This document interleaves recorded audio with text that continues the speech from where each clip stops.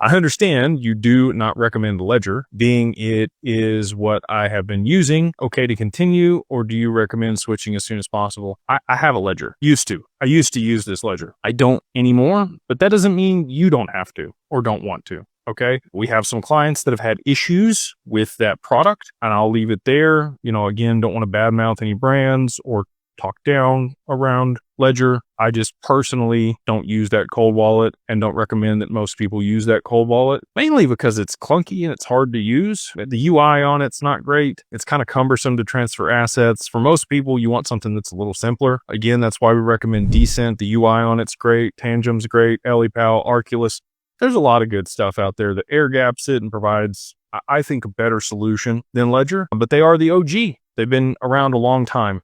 So again, if that's where you're at, hopefully you didn't buy it from Amazon or somebody else. I like Decent because of the biometric. It's got a really large breadth of assets that it can hold. So if you got multiple assets that you are holding, makes a lot of sense. If it's just XRP, I think Zomin's great. But it's a hot wallet. Just be aware that Zomin is a hot wallet. It's connected to the internet, and people can message you on there through dusting and some other stuff. I've seen people make poor choices with Zomin versus some of the other some of the other wallets. Not saying that's you, or that you will have any problems with Zomin. I like We'd say, good guy. I think he has a really good product. I will say this about Zomin. If you are sending larger transactions, they're starting to charge you transaction fees in that wallet, like 1% of what you send. Not really a fan of that. Yeah, like I said, there's tons of other good cold wallets out there that I think just do a better job than Ledger with the usability, the breadth of assets, biometric, the security. There's a lot of things, right? So if it's there and you are fine with it and you haven't updated the firmware, probably okay. But I'll tell you this, I did have one client that his assets mysteriously disappeared off of his Ledger after 2 years. And this individual is very proficient, would not get phished, did not give anybody his keys,